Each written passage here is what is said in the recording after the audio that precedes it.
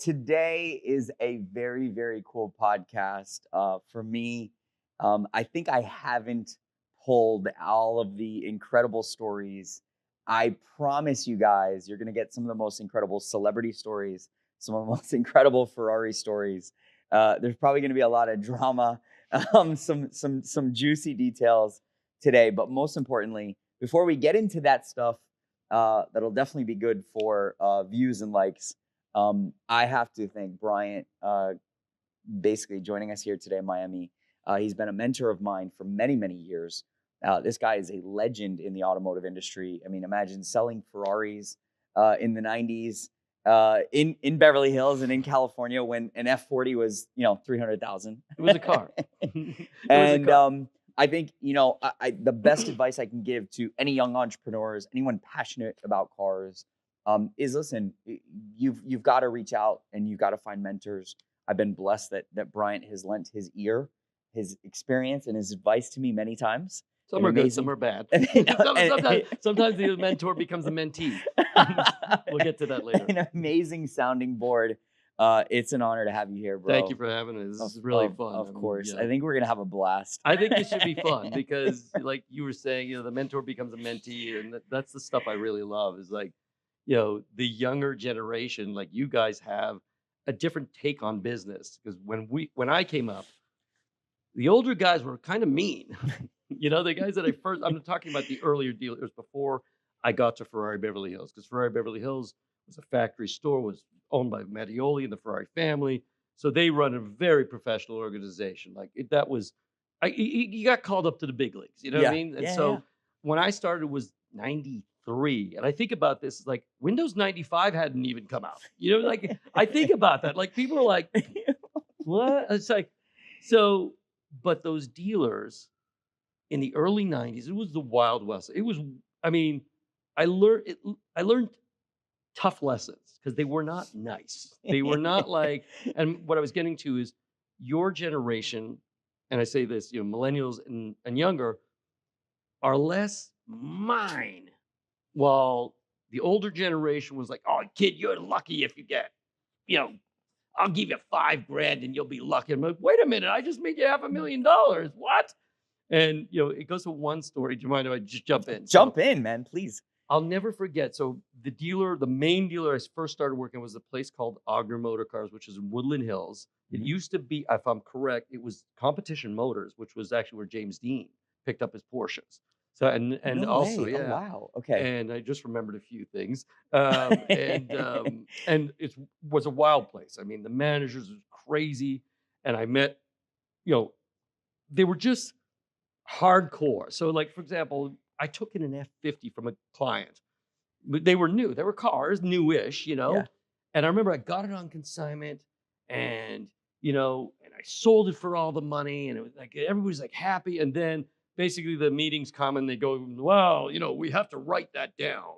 So we'd like just take commissions out. Like but wait a minute, I made 20% of gross. Why are you taking that from me? I'm like, well, what's funny? I think there was a generation of car dealers, especially in the exotic car business, that you say Wild Wild West, and it was, that gave the stereotype, the bad stereotypes today. It is real. It is real, very but real then it from makes that you period. appreciate. Yes. Like when I do business with you guys and a couple of the younger guys, it's much more collaborative. And Yes. that's what I love about, and it's invigorated me. And that, I love the story of, do you mind if I jump right into the Pebble Beach story? So this particular, going from the 90s to now, when we were at Pebble Beach this year, we had the silver F40. And, I'm still a creature of comfort. Let's go to the auction. We need to go to the auction. Like we got to see the market. We got to see all the people. We got to interact with our clients. And you're like, no, let's go to lunch. Let's go to Spanish Bay. I love to eat. I love to eat. I love a nosh. If you say let's eat, when do we eat? By the way, when do we eat? Where's the food? It's always consistent. So, and you said, no, let's drive a 70-mile drive. We'll get a few pictures. And we pulled in. And this is the one thing that I love about Pebble Beach now. And you're part of it. The younger people and the kids. And it's that we didn't have that. No. We didn't have that. And there's one guy where I was at. We pulled in, and there's one young guy comes up to me, and he's Magna Cars. I didn't know He's pretty big Nice influencer. kid. Yeah, Big really kid. nice. Yeah. Big I guy. didn't know who he was Yeah. because Amazing I'm young still guy. I'm a bit of a boomer, even though I'm Gen Z. I'm a bit of a boomer, and I'm like, the kid just comes up and starts that, and just I love talking to the kids because that's the Yes. way I was when I was from 5 years old. Yes. You know, first time I saw a Countach in the window of a dealership, I was like, that's what I want. That's what I You want. just answered one of my questions. Okay. So before you go, where was the Countach? Where did you see it? Okay. It started. Look, my first memories of like loving a car. I have a very cool aunt. My aunt Mona. She was called Bunny back then. She was cool. She lived in this alternative community in California. She was smoking weed when people didn't smoke weed, and people were like, "Whoa, she's crazy." But she was so cool. She had a brown 280 SL, and I Okay. was 3 when she had that car. That car, the smell to this day, I know it. You'll remember it, yeah. And Forever. then from there, my brother, he's, we were driving one day with my dad and we see a 308. I'm like, oh my God, 308, 308, 308. I was like 5 or 6. He says, do you think that's cool? We need to see a Countach. My brother Andy takes me downtown to Montreal, the dealer where I was born in Montreal, Canada. And I remember putting my face to the window and seeing a black Countach with the doors up. And he told me, he says, you think a 308's cool? And I saw Countach and I lost my marbles. I mean, that was it. I was like, was that John Scotty or Eugene I don't Carey? think so. I think that was someone. It may have been Scott. I don't know if he was downtown. Okay. It's downtown Montreal. Okay. On St. Catherine, which is the main Okay. boulevard. And I just remember black Countach, doors up, and I just lost my. And I knew at that time. I said, I'm going to do something with these cars. Wow. I just knew then. Just like it was one of those moments, So So that was one of my questions. Aha moment. Like I think everybody. My opinion is everybody in the industry or collectors in general, enthusiasts, passionate people, has an aha moment. And Right. I think it's so vivid too. Like you remember it, the smell, the sight, the sound, everything. Yeah.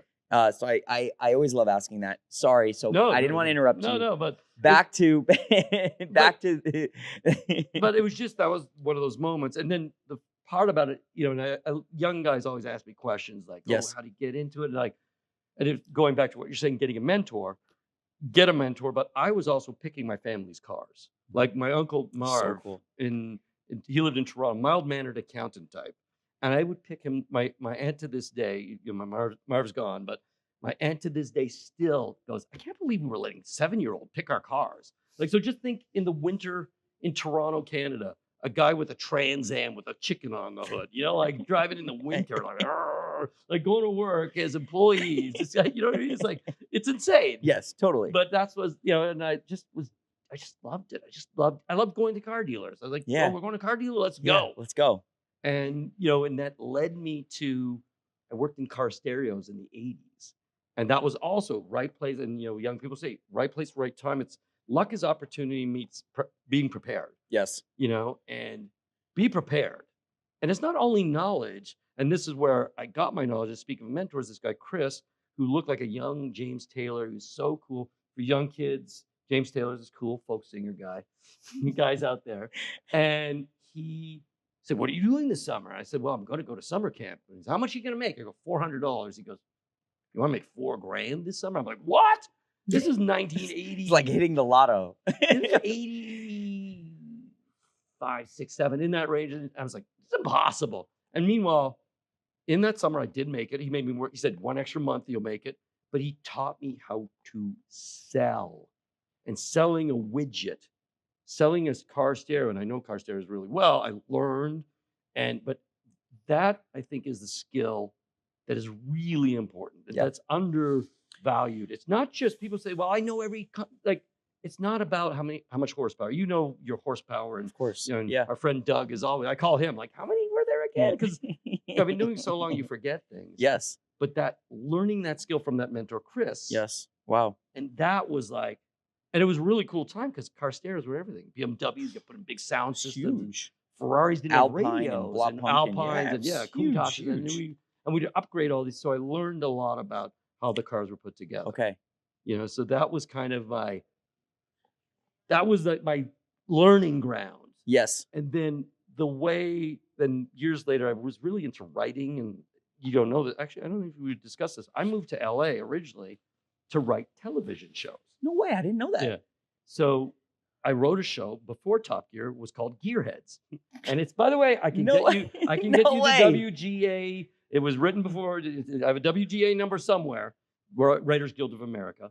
And it was basically a buddy show because me and my buddy Jeff, who I'm friends with since we're 3, and I got him a really cool blue Daytona at one point. He did well. That's cool. And anyway, we would no car, and we would just say, "Oh, wouldn't it be fun if there was a car show where guys just drove cars like idiots and did stupid stuff and pranks?" And that was Gearheads. A little too early. A little early. I was a little early. Anyway, early. back to the car. Anyway, so that was kind of my origin story. Then I moved to California, and I went with a friend, and this was 1993-ish. And I moved in with my friend's older brother had a house. Turned out he was a little bit of a financial fraudster later. I didn't know that. Another, Your Honor, I had nothing to do with that. And I moved from Canada, think about this, next door to Wayne Gretzky. I was living in the guest house. Wayne Gretzky's there. I'm like, that's Wayne Gretzky. And anyways, the story is we go down to the Porsche store, and he wanted a Tiptronic because he didn't know how to drive stick shift. Yep. And the owner of that particular dealer heard me talking because I was really into racing too. We skipped ahead. I raced Formula cars and did Formula Renault in France and did all sorts of other stuff. And so the owner of that dealer overheard me saying to this guy, like, "You can't got a Tiptronic? You can't be driving a Tiptronic. I won't let you." And they had an RS America, a black one. Cool car. And by the way, it was discounted. I'm like, they were discounted. Remember, Porsche was almost bankrupt. This was. Well, you know what's funny? I think that's also a cool thing to talk about. Today, we think of so many of these cars selling over MSRP. You can't get them.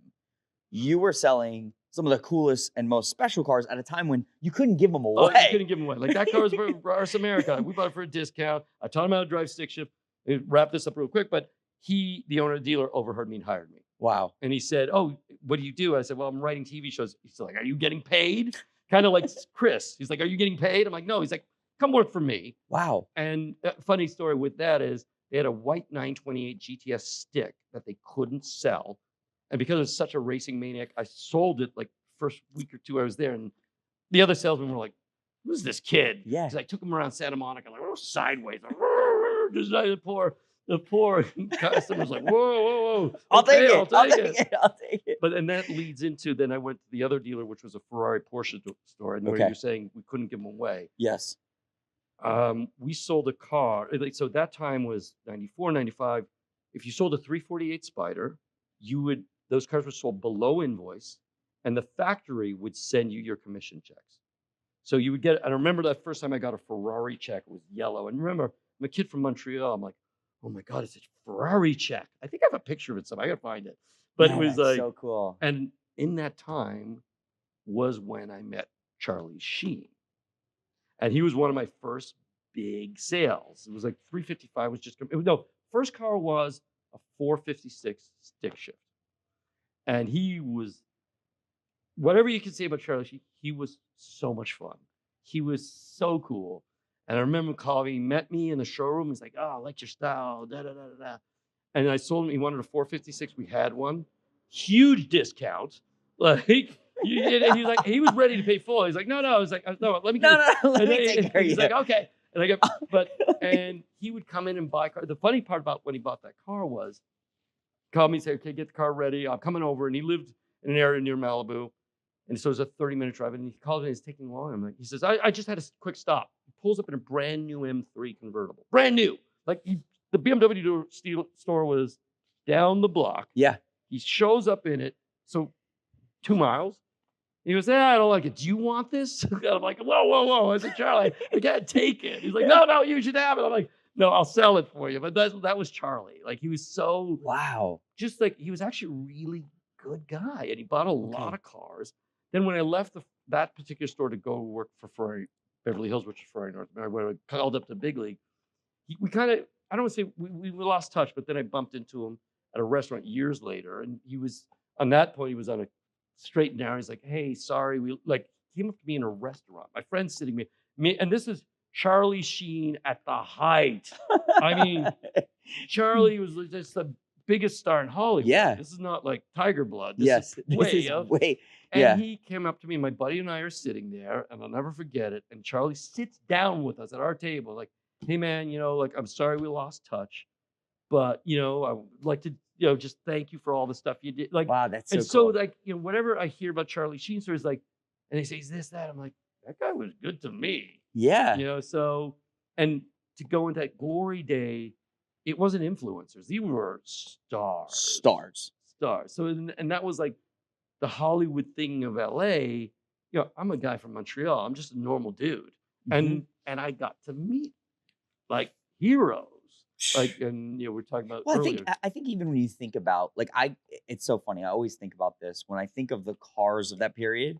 I'm like, those are just legendary cars. But then when I think of supermodels, musicians, there's something so special about the 1990s that I think produced some of the greatest. You think you've got, Michael Jackson, Madonna, George Michael. You've got these legendary, Tyson. Tyson, these figures, Jordan. I mean, you could go down a list. It was a different time. It was a different But I time. think there's also, look, there was less. You know what I mean? There was less things, less cars, less people, less.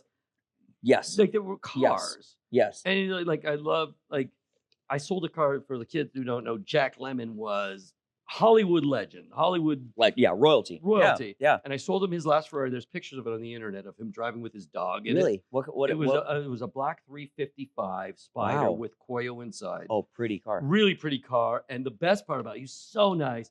But the best part was he introduced me. I get a call one day and he says, "Hey kid, someone's gonna call you." I'm like, "Okay, great. Okay, who's it gonna be? Like his manager, his accountant? I don't know." And it's this lady, and she goes, "Hi, this is so and so. I work for Barbara Sinatra. That's Frank Sinatra's wife." And she, the discussion was really funny. I knew she wasn't gonna buy a car, but I'm like, I gotta go meet Barbara Sinatra. And she's like, "We already saw the Mercedes-Benz Sports." That's the way they say it. And we already saw the BMW Sports. She'd like to see the Ferrari Sports. And this was right when the paddle shift came out. So it was 355 paddles. I'm like, Yes. I know she's not going to Yeah. buy it. But I'm still. You gotta and be Frank, there. And Frank was still alive. He lived in Wow. a house in Beverly Hills. And Okay. they drive up. They go into the house. And I'm like, where's Frank? Like, Where's where's Frank? I got to be Frank Sinatra. And I took her out in the 355. It was hilarious because I just started going, gave it a little bit of gas, just like a little. She's like, ooh, no, this is not for me. It was like, it was over before it started, but I was like, and I didn't get to see Frank. And Frank passed away, I think, not too long after. Okay. So Yeah. it was kind of, I was like, damn, I almost met Frank. It was like, you almost made it, kid. But, and to go back to cars, though, Yes. was that this is a car. The cars were more handmade. Yes. The numbers were We're less. so small. And, and going back to what you said about, like flat brow Porsches, when at the Porsche store, we discounted the last one. I think it was a $30,000 or $40,000 discount. It sat there. I almost got arrested on a test drive with that car at 3.6 because that dealer was in the valley, Ogner Motor Cars, and it had this road that was just. And I was really heavily racing then, racing shifter carts, and I was out of my mind. Yeah. And I took this guy on a test drive, and flames are coming out of the car. And I got onto this Topanga Boulevard, and and then I saw the cop in the back. I'm like, oh, should I just go? And I said, no, I'm not, and they pulled up, guns out, like the whole thing. But the best part about that story is I went back to the dealership, and then the guy trying to buy the car tried to like throw me under the bus with the manager who was going back to the old guys. And he's like, this guy, Robert Riley, he was Irish, and he's like, you guys like, you need to give me a discount. We almost got arrested and da. He's like, go F yourself. This car is the greatest car, and he's a good kid, and all this stuff. He's like, you can get out of here. Kid, you're great. Just don't. But and that was back to the Wild West. Yeah. The Wild West. They were hard. These guys, the old managers, they were hard. Like, kid, you're not getting that much, and we have to. But in some ways, they were also, you're on my team. Yes. So that, and the cars and the people and the places and the times and the smells and all this stuff was wild. It was, to go to what we're talking about, as far as the way the business was, a lot of these pictures, these are taken on cameras. Yeah. So some of those pictures of like, we'd have to go, people, I want to see the 355 you got, or that Cobra you got. Yeah, like you were sending a actual. Would you go? Oh, sure, I can mail it or FedEx it to you, and I'd have to go and go to the photo mat or whatever and get your pictures done. It was like, it didn't. The business now moves so quick, which is great because now I can sit here on my phone and do business with you anywhere in the world. Yes. And that's the greatest thing. But also, and I think this is a good lesson for younger people, it's about this business is really about relationships. Oh, it's everything. It's like Yeah, you it's and I, everything. we have secrets that we keep that like this phone is filled with cars I can't talk about. Yeah, of course. And that's what it's really about. It's about relationships. And it's like I also like you go to an old movie that you and I always talk about is Rain Man. And all the kids, think our business is sexy. And it's the opening scene in Rain Man where the Lamborghinis are coming off the music and it's sexy and So it's so cool. cool. And that's scene what you is think the our best. business really is. And Yeah.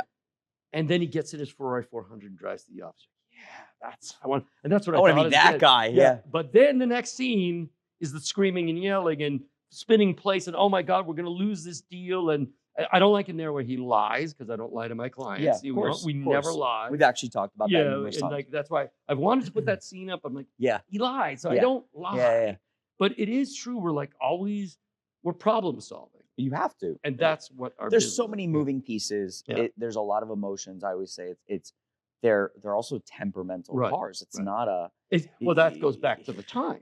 you know. Yeah, people always ask me, normal people, like, what car should I get? And I always say to people who are not into cars, get a Toyota or Honda, anything. But the truth is, all new cars pretty much are good. Yeah. Like, Now they really everything. are. No, and now everything's transportation. And they can fix it. It's Yeah. like, the mechanics then, if you go Yes. in some of my older shots in the shop, like there's some days that we would like, you'd have the GT1 F50 there. Yeah. And you'd have Formula One car. There it is. And right beside it is the black F50. That's the one that was crashed. That was Oh, the high wow. mileage one. Okay, yeah. That went to Texas. We know the owner and all that. Jim That- Sparrow's Yeah, car. exactly. Jim's car. Wow. And I saw that car run at the track days. Wow. And there's F1 cars. That one day there was everything in that shop.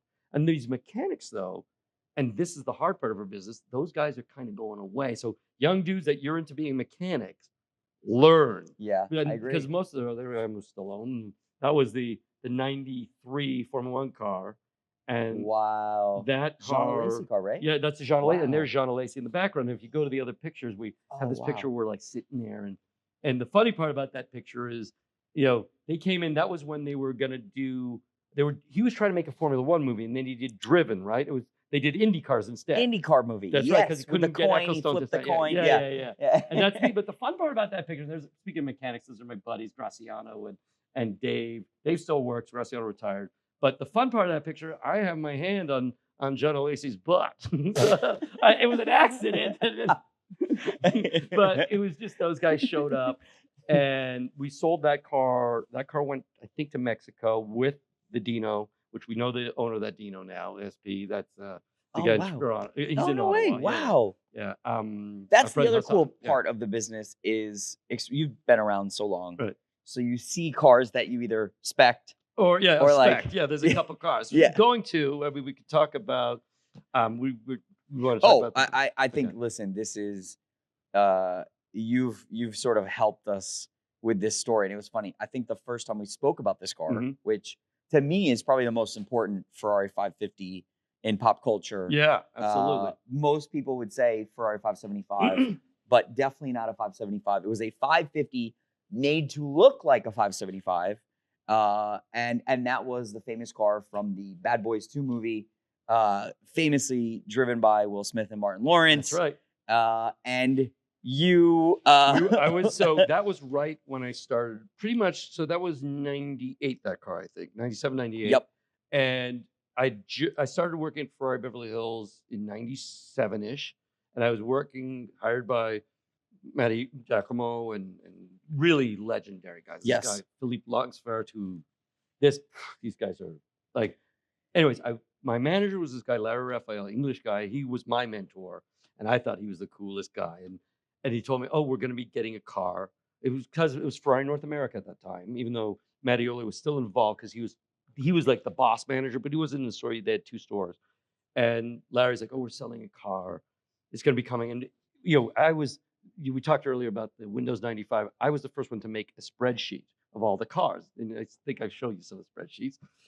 But in there and all the notes, so it helps me remember. But bottom line was that car was ordered for Michael Bay personally. That was his personal car, and he was using that, from what I remember and what he's told us, is he used it for the moving shots. The other car, the 575, was a static shot. Yes. So for all the crazy So, driving. and we just confirmed that because we Right. reached out to the original stunt driver, Right. which was so cool.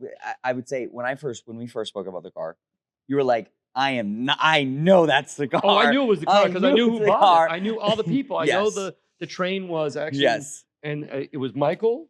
And the fun part about it was talking about Larry for a reason. Larry and I, right around that time, I think Armageddon was coming out, and we went to, because I called Larry recently, and we got to go to the movie premiere. And it was like, oh my God, a movie premiere. And Michael Bay is such a cool guy. He invited us. He's an amazing guy. What'd you think of the movie? And then Such he a cool invited guy. me to his house to hang. I was like, I'm sitting there with like other celebrities, like just like, it was insane. It was like, Insane. in Michael Bay's cool, and it's exactly how you think Michael Bay's Yes. house was. It was cool. Yeah. But anyways, we go to Armageddon, back to the car. Yeah, we sold him that car. It was used in the movie. Then I believe he sold it to Neil Moritz from the Fast and Furious franchise. I believe he owned the car next. Ah, okay. And I believe, Okay. and I confirm this because also a lot of his sound guys and a lot of the guys that worked at on his movies, Yes. they're also friends, and they bought cars from these guys. Very The cool. Company 3 was the name of the company. Okay. They do sound Yeah. and I don't want to say their names, yeah, but anyway, that car then went to a local business guy in Beverly Hills who had the car. We sold it. He was a very good friend of another client. He introduced us. He was actually sat as chief of police at some point in Beverly Hills. Neat guy, really. And he owned it for a long time. Wow. Okay. Yeah, and he owned that car for a long time, and then that's how we found him again, through other friends, and yeah, and it just was. But the funny thing also was Nick Cage had a twin of that car, and it was in what's that movie with the Christmas Family movie? Man. Family Man, and Such a good opening yeah, scene with yeah, that. exactly, that with the car. And that car was titanium Bordeaux. Yes. And funny little piece of that, and that was Brett Ratner's movie, who was also a big Ferrari guy. Okay. And he was friendly with it. And actually, one of our friends might be in the Family Man part. she had a part. I won't say who, but she's there. That's And super she was a legitimate actor, and she Yeah. did go through the process, but it was just funny. That's So, super but that funny. was kind of the thing. Like, Oh, and that's so so they're cool. both twins cars too. And Nick Cage was wild. And he was a big client of. Huge, such a big client that. And look, James dealt more with him than I did. I mean, I knew him, and we'd call Yeah, him. of course. He'd call me sometimes, and the funniest story of Nick, and he was at the height, and he was buying cars. Dude, he was, to me, Wild. I mean, he was at one point, he was one of the greatest he was, actors. I mean, he was just huge. He was just as but he's also he's Nick Cage, man. And he called me. I'll never forget one day. I'm gonna say he seems like maybe the nicest guy in the world. He's the best. Yeah. He's super sweet and kind. Yep. And really, I mean, one of the times, like when I first met him at Ferrari, he called me one day. He's like, "Hey, Brian, Nick Cage here. Remember me?" I'm like, "Yeah, you're Nick Cage." Like he was so humble that Yes. oh, just because I'm Nick Cage. Like that Yeah. was. But the Wow. fun one was we had in that old showroom where you saw the F1 car in the window. There was a car sitting there, and he calls me, and I had to look back at the list to remember which car it was. And he's like, "Hey, Brian, Nick Cage here." I'm like, "Hey, Nick, how are you, man? Nick, there's a really cool car in the window. What is it?" I go, "Nick, that's your car." It was a 4. He's like, "Oh yeah. I forgot." Like he was on consignment because his manager was kind of pushing him to sell a few cars, and he's like, "Maybe I should keep him." I'm like, "Yeah." Yeah. I mean, it was he a probably had 30, 40 cars, maybe more. Oh, And more. I think more. He was major cars. he was just You're buying. talking ends. I mean, as a Lambo guy, he had the Miura SVJ. That's right. The Shaw car. Right. Shaw Iran car. He had a crazy 250 TR or something like a He had 300 big TRC. Ferrari. Yeah. Big Ferraris that he would drive. Carrera GT. Enzo. I mean, ton of Diablos. He was a massive Diablo Yeah, he fan. actually is funny because James, who's now still at Ferrari Beverly Hills, Yeah. we speak every day. And Yep. and this is a message to the kids: don't burn your bridges. Yes. I left Ferrari Beverly Hills in 2010ish.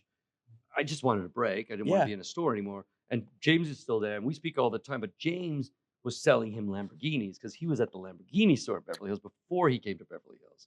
So Larry left, and James came, and so he Okay. sold him a few of those Lamborghinis. Wow. And that's why him and James were very tight. And just fun. James has better Nick Cage stories, but like, Oh my God, that's great. but yeah, he was buying everything, but just a cool guy, and it was like you said, it was Hollywood. These, nothing against influencers, but this was, there were like not that many It's not the channels. same. Yeah, It's not the yeah, same. it I don't was, care what anybody yeah, says. and these guys were super talented, but they were artists, Yes. real Real artists. artists, Yes. So, and it was a fun time of And car that's how I feel about the cars as well, is they were real cars. I mean, I hate to like almost sound like we're the old guys that are reminiscing, like, oh, they don't make it But like they used to. but But they listen, didn't. They don't. but the They market don't. has spoken.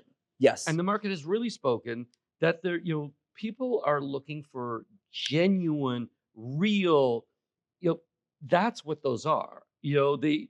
When we would sell Ferraris, the training was like, here's the car, it's sick, sell it. Like, and when the F1s came out, um, you know, I know today they're not in vogue, but they were in vogue. They And I were was a super. racing Yeah. guy. I used to race Formula cars and shifter karts, and I was out of my mind racing Ferrari Challenge.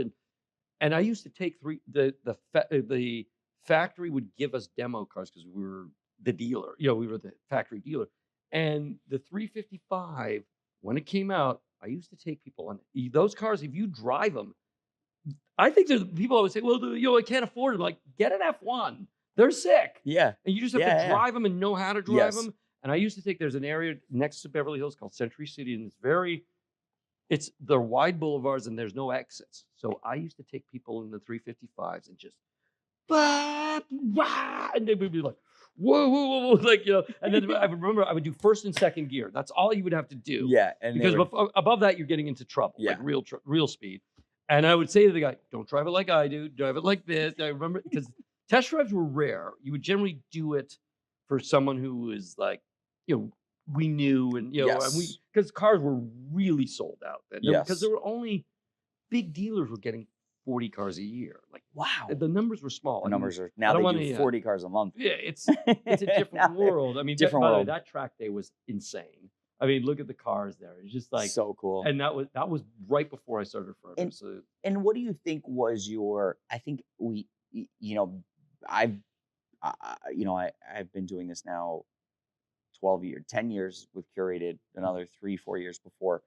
And I think there's always, for me, I was like, there's these purchases that are just, I'll never forget them. They're like pivotal things. What's some of I would say the greatest purchase stories that you have, or the most impressive purchase that you've seen, or just? Well, look, there's been a lot of big Ferraris, Cal Spiders, Yep. and that F1 car. That Yep. was, but I mean, my fun story, and if you go to the Black Enzo, this one big client, and his families are very prominent. We didn't end up getting it, but the story's amazing, because that's the Black Enzo. That's the car that's around the U.S., one of the few U.S. Enzos, Yep. and that was bought for a very big client in California.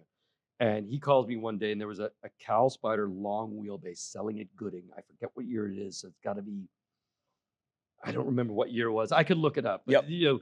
It was a black Cal Spider, long wheelbase. And the story was, he's like, I want you to go buy the car, but I can't be there. And I'm like, okay, cool. He says, I'll send the plane. I'm like, send the plane? So don't worry, I have the small planes there. Because these stories, he's like, sometimes I sit there, what? Because he said, I can't be there, but I'm going to be in Europe. And I don't want to do it with them. I want you to be in the room. Because look, we discussed it. Yeah. And look, being in the room and having a guy like me who knows the people who are bidding and if they're real and all this stuff is an art. And it was David Gooding's auction. And so he sends his plane, and I go up there with another client who was buying cars. And we just went up for the day to Pebble Beach. I never forget. And David Gooding, who's a huge auction house, he's legend and such a nice man. And such a professional. And he goes, listen, a lot of your other clients are in the front. I want you to sit at the back. And I said, okay. He says, by the way, in that time, I looked like I was, playing backup guitar in the Eagles. My hair was big. I'm looking at some of those photos. I'm like, wow. I had big choppers. I was in a crappy band. And so we went up there, and he says, I want you, there's the hair. There's the choppers. Yeah, my wife, Shannon, she makes fun of that necklace I was wearing and leather watch band. Oh, wow. Yeah. Wow. And so David Gooding comes to me, listen, I want you to sit at the back. I don't want you with your other clients, because, I was that, I mean, that's fancy. I was jeans and t-shirt, like I said, backup guitarist in the Eagles. And we sit at the back and the room starts going and the car, and I remember what the car sold for, give or take. And I remember it hit a low. It was 3 point something. By the way, it's a $9-10 million car today. And so the room gets quiet, and then I put up my paddle. So that's the first time I put up my paddle because there is a game to this. There is I 100%. put it up, and I'll never forget Charlie Whiting, who has a book. He's probably the best auctioneer. Yes. Super. And he goes, I don't know who that is. And it's like, is that good? Because he's looking at me. I look like Fraggle Rock. You're not real. Yeah. And then David looks at him, and the whole room turns around to look at me. Like, who is this guy? Like, obviously, some people know who I am, but a lot of people don't. It's a big room. And and David Gooding goes, I know who that is, and it's good. And then the whole room was like, yay! Actually, I have to take that back because it was stalling at 3.8 or something, and I just pushed it to 4. And I was on the phone with my client, so we were discussing and that's when the whole room went, oh my God, $4 million! Ah! And it went back and forth and back and forth and back and forth. We ended up, my client says, forget it, let it go. We did find him a car later. But the best part of the story was I went back to the airport and I bumped into, I could say he's in the business, Todd Blue. Yep. And he was with another guy, a huge collector. And he's won Pebble Beach a few times. Okay. And I didn't know him at the time. And he goes, Bryant, meet so-and-so. And the guy's holding, it's like, honestly, like a movie. He's holding his cat. And the guy goes, is this the son of a bitch that cost me an extra $1 million? No. Yeah, they were leaving too. And that is what happened. And that car, the black long wheelbase. Oh my God, that's so good. And we were all there. We were all like, that is it so was good. a great, funny moment at that moment. And then, well, I think that's, to me, I think, and I think that's why we have so much fun. Right. At the end of the day, is the business, as long as you've got to have fun. No, that's exactly. It's relationships. You can't take it too seriously, and just keep heading in the right direction, do the right thing, and it's going to be a blast. Well, I also like to say, look, I'm older than you, but we've discussed this, and they say youth is wasted on the youth, and I love that song by Pink Floyd, Time, because it talks about, in the song it talks about you throw days away when you're young, you throw it away, and then look, I'm in my 50s now, and I like to joke like, oh, you're in your 50s, your check engine light goes on. It's like, what is that? What? So it's like you realize how precious time is and how precious time with friends are and with good people and good clients. And you just want to do the right thing for them. Yeah. And that's really, I'm guided by like, how would I want to be treated? And sometimes I over communicate. And I'd rather like nobody say like, oh, you didn't tell me that. And, it's a relationship game, and that's all it is. And that's what it is. And the stories of those times were great, but in some ways, I think now is even better. Yeah. And because first of all, we could communicate more. Yes. We have. We live in the future. like Louis C.K. said, like, we live in the future and nobody's happy. Yeah. It's amazing. Like we can FaceTime. Hey, look, I'm gonna go see that car. I'll FaceTime you. Yes. And that's amazing. It's amazing, yeah. And it is time saver, but there's also time suckage. So it's like these phones are the best, but the worst. But we're able to share information on cars and like go through my list. I'm like, oh yeah, that's that car. And we were talking earlier about like that. My biggest client. You said one big story. This is one client who owns a huge multinational, top 10 multinational. He's out of it now, and he was sent to me. I get a call one day by the manager of the Hermes store in Beverly Hills. And I go, I forget the person's name at this. I'm sorry about that. And they go, so-and-so's coming over. And look, he comes in and buys $100,000 in sweaters at a time. I'm like, okay. And by the way, this is early 2000s, late 90s. I was a lot of sweaters. A lot of very sweaters. nice sweaters. Yeah, exactly. So he comes in and is this youngish businessman, and he's I have lots of Bentleys, lots of this. And at that time, the 360 just came out. So I take him out of the 360 and I take him, and he's like, no. This car's too wild. It's too like, I was like, okay. So I get him Maranello. And then a week later, he shows back up and his car the 550 is tore up. and like tires are beat. I'm like, what have you? So I went to Willow Springs and I went with so and so. I don't want to say who it is because I don't want to give him a bad name. And I'm like, wow. I'm like, you can't really, and that guy, that particular guy, this particular guy's a well-known guy. He taught people if you remember they used to do that celebrity race at Long Beach with the Oh my Toyotas. God, yeah. This guy used to teach all the celebrities. Wow, that's super cool. Anyway, really cool guy. But I mean, look, you probably knowing that I know this guy, the client, we'll say the client. So he came back and said, "Oh, I had a great time, but my car's ruined." I guess not ruined. We can fix it. You need tires, brakes, whatever. I said, "But let's take you to 360." And so, but I said, "Now you're going to go with my buddy Ryan, who runs R3 Motorsport, who does a lot of challenge. I used to race with him quite a bit, and Ryan became our challenge team, ran our challenge team. Okay. And so I sent him to the track, and that guy went ballistic.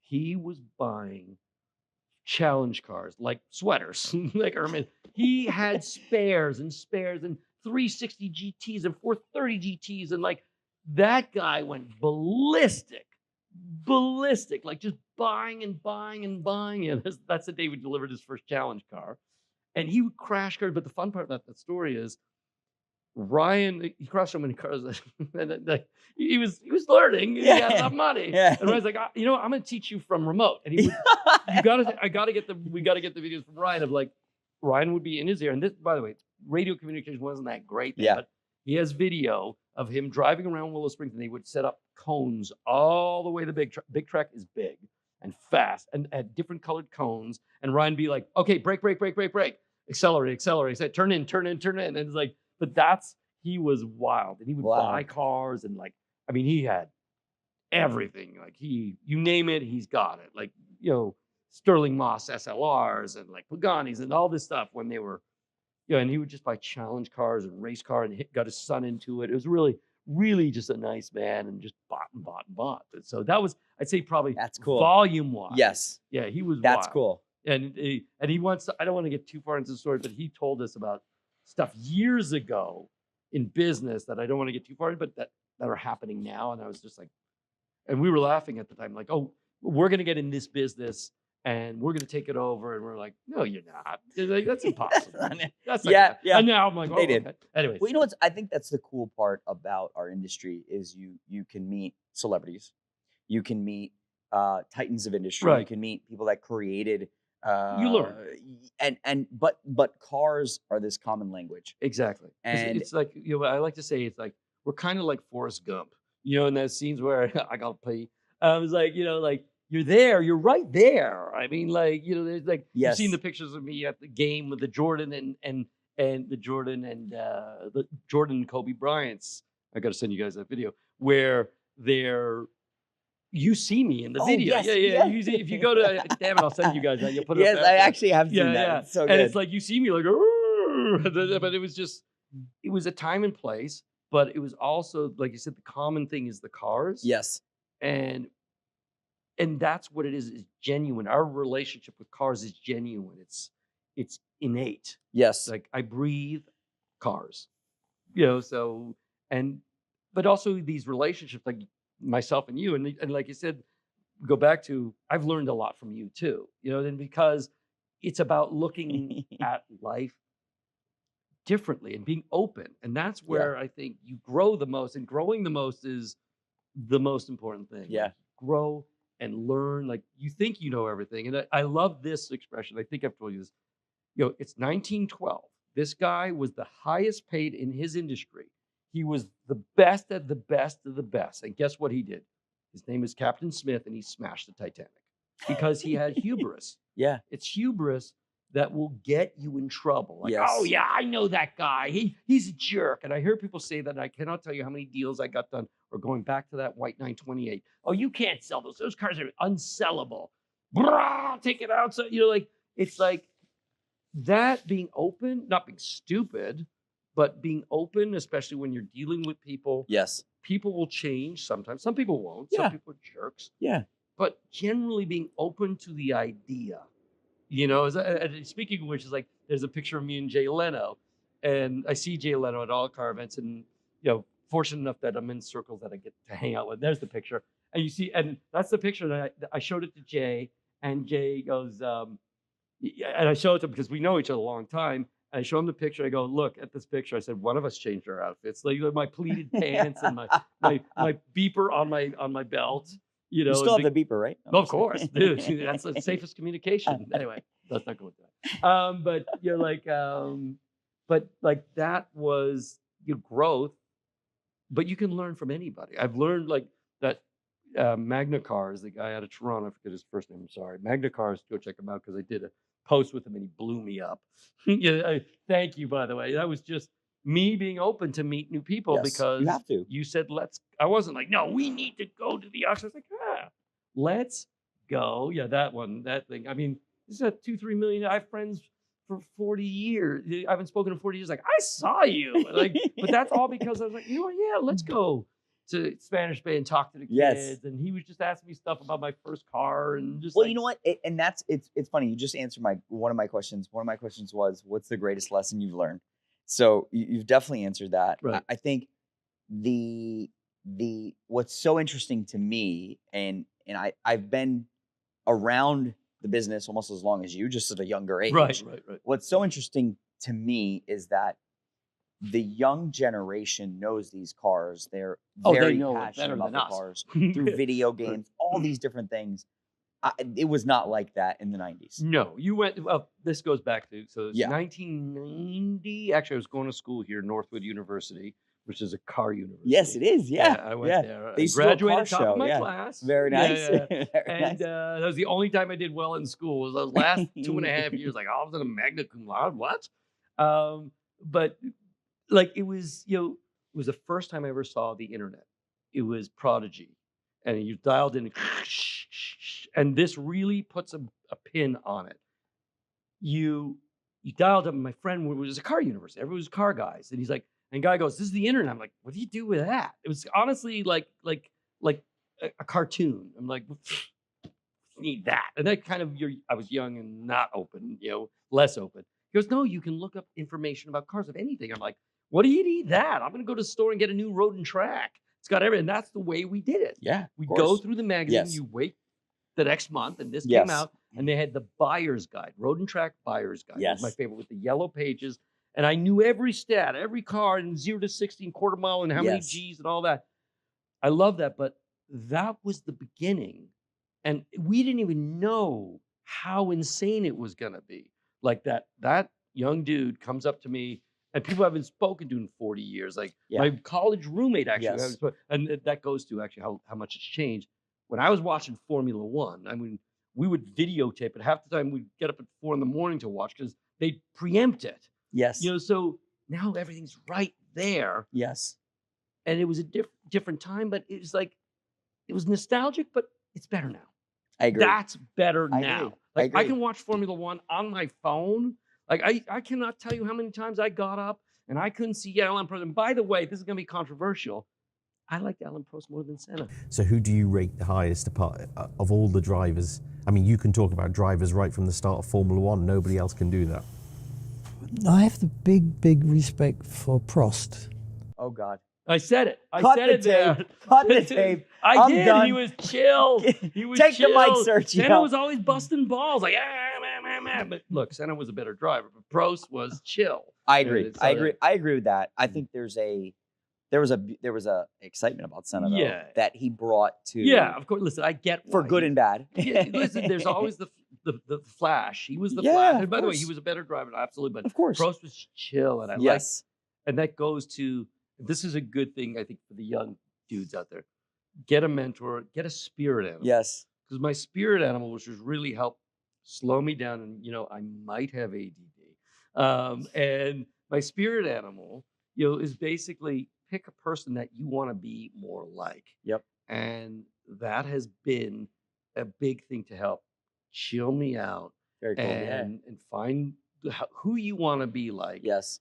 And how you think. By the way, you don't know anybody if they're celebrities or whatever, but people in your life that you want to be more like, and that's really what's helped me, like, to be pseudo successful, but Yes. successful in my relationships. Yeah. My relationships with people I care about, like, course. like, and if you call me, you need something, I'm there. Yes. So, and it's more important. There are things cars are great Yes. and they tie us together, but it's also about these relationships. They're precious because Like I said, go listen to the music, the old song, Pink Floyd Time. Just look at the lyrics, seek them out, because these moments are precious, and because we're here short. Not to depress anybody, but it accelerates. Time is relative. It Oh, accelerates. totally. The older you get, when you were 5, an hour was Yes. forever. Yes. So, and that's, I think the lesson is your relationships, and nurture the relationships. Really nurture them. And that's my spiel. Love the cars. The cars are amazing, but the people are the best. I love it. I love it. Thank you for having me. I Of love course, this. man. You know what? And before we wrap up, Mhm. I think one more thing. I always love to get everyone's feedback. I would say you told me definitely the Countach made an impact on you, which is super cool. What do you think, looking towards the future? And you've had so much experience. You sold so many cars. You've dealt with so many different types of people. What do you think are the 5 most exciting cars as you look towards the next generation, where the industry is going? What excites you the most? And it could be value, it could be You saying pure newer passion. stuff, or you saying old? It could be anything. Of wow, people need to look at this, or wow, this is super cool. You think what's future? Yes.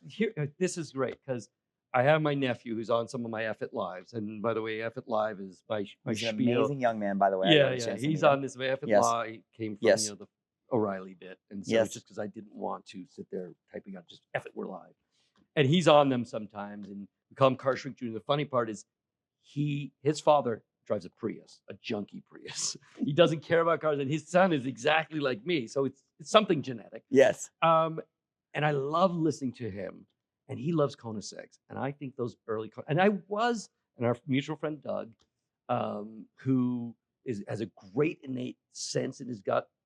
Koenigsegg's really, especially, and when I was at Pebble this year, I really saw it at Quail, just the excitement, and somebody who is on a really big brand, him, really cool brand, even his son, and he runs a big, cool company, and he said even his son, who's 12, it's like Koenigsegg. So the early Koenigsegg's, that's one that I was kind of like, you get into a culture, and this is about expanding your Yes. mind, like we Yes. talked about. I was a Ferrari guy. Mhm. I was a Ferrari guy. Like, Yes. oh no. And I think about it now, like Murcielagos, we were like, no, that's like, it's kind of like Ferraris back in the day were the pimp car, like Maseratis were the, Yes. the sophisticated, Yes. Agnelli. Yeah. Just for your kids, look up Agnelli. He's the jam. Yeah. So the Koenigsegg, and once I drove one and I saw like, whoa, these are, Mhm.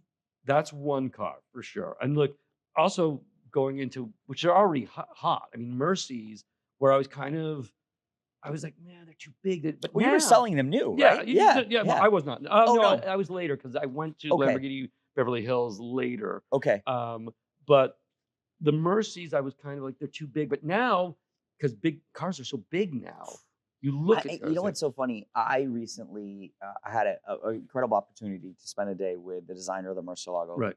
Luke Donkervok, Mhm. and I just kept telling him, "Man, thank you so much. I don't think even you realize you've really designed this timeless car."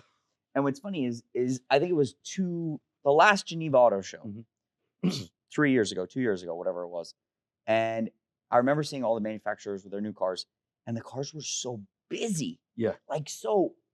Ostentatious There's and so many extroverted. cut lines. Like Yes. you look at, for a perfect example, sorry to cut you Yeah. off, but you take the the F12 TDF versus the A12 Comp, and I did a live with my nephew about this, and there's so many cut lines on it. It's very busy. The Pininfarina stuff was cleaner, Yes. and so that goes back to why I think a lot of these older designs that are like the Mercy is just It's so clean. It's aged so well. And at the time, it was totally ostentatious. Yeah, it was like, whoa. It was like, oh, guys with gold chains. Yes. That's what we used to say. Like, Yes. And and now I think it's aged so well. Look It's at that so thing. clean. Oh it's my so God. Look pure. at that thing. It's not And too big. No, it's not too big. It's not too busy. I agree with you on that. Yeah. Yeah. Another car, like, I think, and it's not a secret. And there's, people say, well, that car went up so much. A lot of cars, if you do the dollar value, they haven't. Mhm. If you like I think, to me, a 355, buy an F1, By the way, and it goes back to Jamiroquai's video. If you know the 3 cars in the Jamiroquai Of video, course, SE30, F40, and a 355 Yes. coupe. Yes. Okay, to me, that car's proportions are just so right. Just like, and a good friend of mine who actually bought the 512 TR, the great one from you Okay. guys. Yes. He has a 360 Challenge Stradale, and when I had the black downdraft, Yes. and he said, "Oh, they're massive, those cars." I'm like, "Come, I'll send you the picture of the 360 Challenge Stradale and the Countach together, and the 360 looks huge. Countach is It's not a big small. car Yeah. compared to modern And so cars. just, Yeah. look, I always go Countach. I always go Yeah. back to Countach, but Mercy 355, that like Koenigsegg, those like for me, like newer stuff that I just go, newer 90s and 2000s and like. And also I think Gallardo's, by the way. I know you get in trouble for that. And I think that's a great car for the money. Incredible. I think like by the way, 360 Challenge Stradale. What a car. Buy one without a stripe and put a stripe on. Like stop being so precious. I know, like, yes, of course. And everybody out there, like, oh, but there's so much money.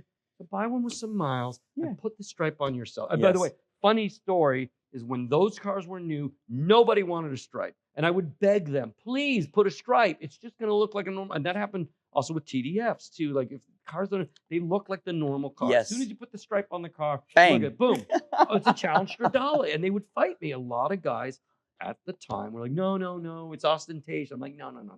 This is how you build. And there was no real there was no, it wasn't the special build that they have now. No. I mean, you look at cars today. It's so funny because I'm always intrigued by your stories of you speccing cars because I think now everybody's tailor made. Yeah. No offense to anyone. No, if I like it. If I love it. Yeah, but I think it's overdone a little bit. My friend Jeff, who I've been friends with since I'm 3. Yes. We joke about that. He's like, and guys get very precious about it. Like, no.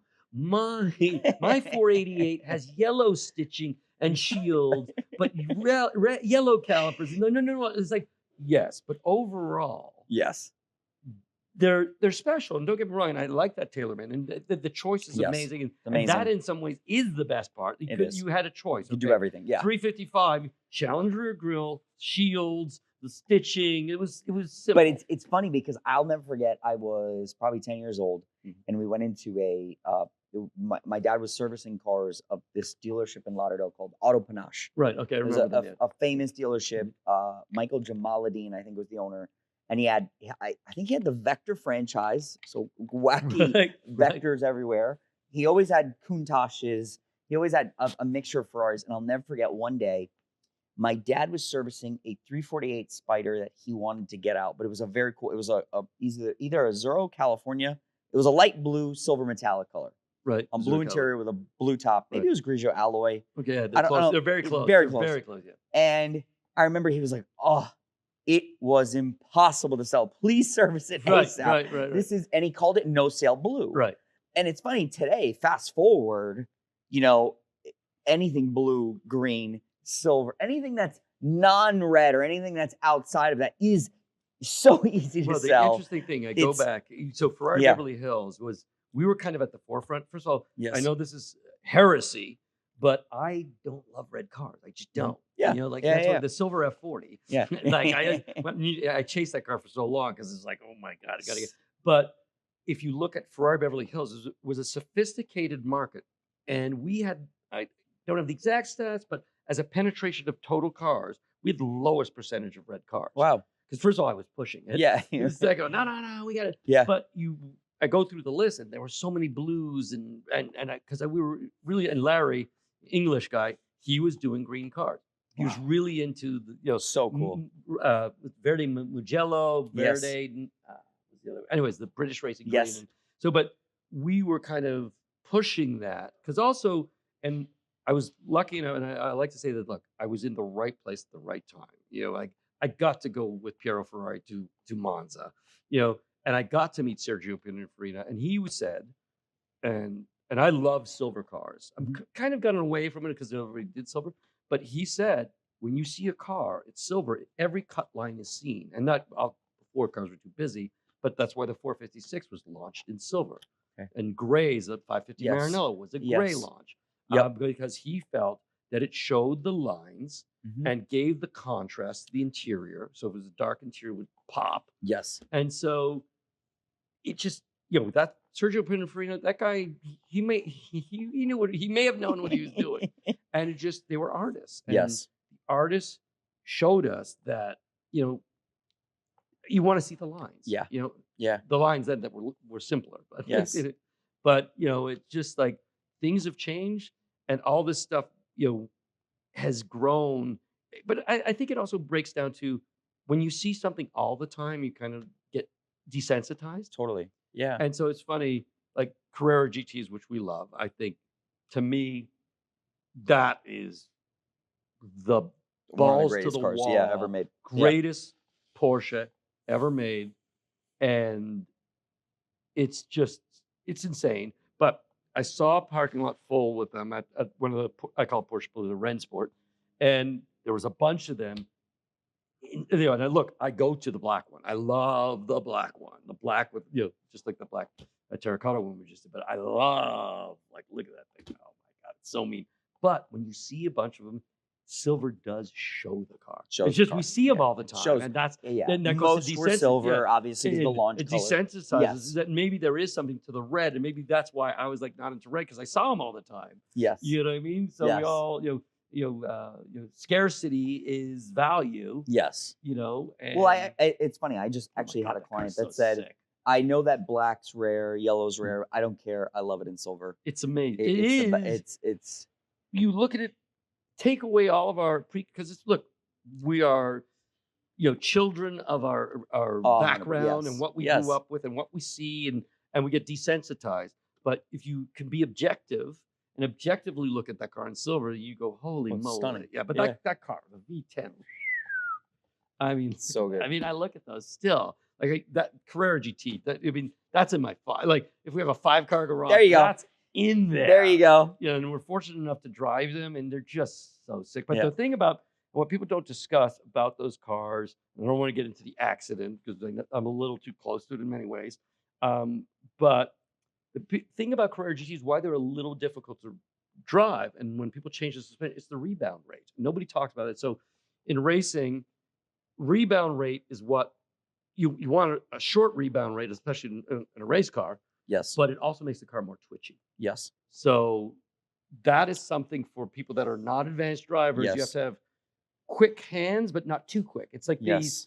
these things where Well, when it's I'm- funny. I've driven a Carrera GT with Right. Right. the optional updated aftermarket suspension, and actually having been in so many cars that are more race Right. focused, Right. I actually didn't like it. Yeah, because it Yeah, floats a little. It does a floats a flow, little. yeah. It's more comfortable. Yeah, It's probably way more usable, it's more way It's safer, more safe. more safe. Yeah. But I think it's not as. I Right. love that. Right. Well, I do love the thing about Carrera GTs. To me, they are the modern day Cobra. Yep. Okay. And Jay Wow, Leno that's a good- said it. It's a good way. Yeah, okay. because Jay Leno said it best. I'm quoting him because he is great. He's Jay Leno, and he said it best. It's like no guy wants to admit he can't drive, and no guy wants to admit he can't. What? So it's like so if you're a man, I'm a man. Oh, I could drive. I can drive that. I can handle that. Yeah. Like real car guy. Yes. You Yeah. have to.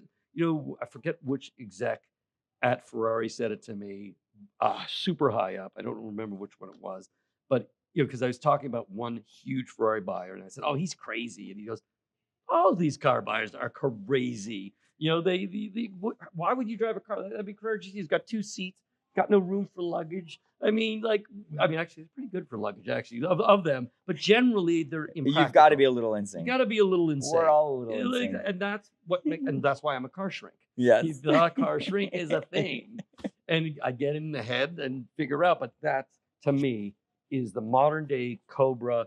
It's the I love it. it's the best. Cool. That's just Agreed. and I still think they're undervalued. I do. I do agree. because they will Yeah. never ever make a car like that. again. Never. No, Never. manufacturers have gone too They're far. scared. Yeah, they're scared. Look, that's lawyers. That's the opposite side Yeah. of what I think is good. Yes. Good from the old days, the litigious society that we're in. Yes. That is the part that isn't great. Yeah. and corporations now. And that's the big difference. I'd also say, we're going back around, but the big difference is, dealers are owned by corporations. And so the old dealers were people that owned them. And very few, Ferrari Beverly Hills is still family owned. Yes. But most dealers are being bought by corporations. Yeah. And that's why, in some ways, It'll change forever. yeah. Yeah. And Curated is kind of a throwback to the old days Yeah. of, way dealers were, because it's people with passion. And it's not all about bottom line. It's about, obviously, there's money to be made. We got to make money. We got to keep the lights on. Keep the lights on. Keep the lights on, and people got to get paid, and it costs a lot of money. But it's also these corporations. This is not like a political thing, but they've changed things. Oh, they changed the totally. business. Yeah, totally. And it's all about don't want to get sued, and it's changed the way the business, and that's the big thing. And that changed also the cars. The cars have to be sanitized for our protection. Yes. So that's my leave you with that one. Well, so the Curated is still like you're it's funny that you're into the stuff and the cultural part of the art and all that stuff, but the cars were like that. And this is kind of a throwback to Yeah. the old dealers, Thank you. but without Big like compliment. F you, I'm not paying you. We don't have that. Yeah, we'll get you. We'll get you on the next one, kid. We'll get you. Don't worry. We'll make it up on the next one. We do actually have to do that sometimes, but that's business too. Yeah, of sometimes course. not all deals are great. Yes. But that's also being a human being, being kind, thoughtful. And I know Jordy's book, and I did buy one, and it just paying it forward and. Okay, fine. That one didn't work. Let's move on. And that's what you have to be. Yeah. Because a lot of the old guys, my guys, around my age, are like, I need to make that car's $1 million. I need to make this much. And I'm like, we don't have that much. So we're not going to do anything. Yeah. So, and I think that's also another thing for you guys, momentum. Just keep your momentum going. Don't say no. Say yes most of the time. Sometimes you have to say no is good, but say yes. Say yes to the dress. Yeah. I love it. Bro, this was amazing. That was so fun. Sorry, I did talk a lot. Sorry. That's why you're here. Well, yeah, I did talk a lot. That is the point of a podcast. Yeah, I guess so. I can't thank you enough. You've got to come back. We're gonna have some more subjects and we got to follow up. We got to do a round table. I want to be a round table. We got to get. Oh my God, we got to get Doug involved. Doug! Oh, for sure. Because Doug, honestly, for a guy who's not in the business, it's insane. And that's another lesson. There is something also to being, back to Rain Man. A Rain Man with numbers, and he studies it, and he's super smart, so he knows. But he also, it's an innate gut that you cannot teach. Yes. He was telling. There are a few cars that he said over the years. I'm like, do you think so? Really? And then. So, also you got to be a little brave, and he's brave. He's brave. And he's brave. Risk. Look, I'm going to take some risk. Yeah, calculated risk. Yeah, exactly. I'm slightly risk adverse. Yeah, I like to walk down that hill, as they say. But that'd be great to bring Doug on. That'd be hilarious. We have to. Yeah. So thank you guys again for watching. Don't forget to like. Don't forget to subscribe, and we have a ton more content coming.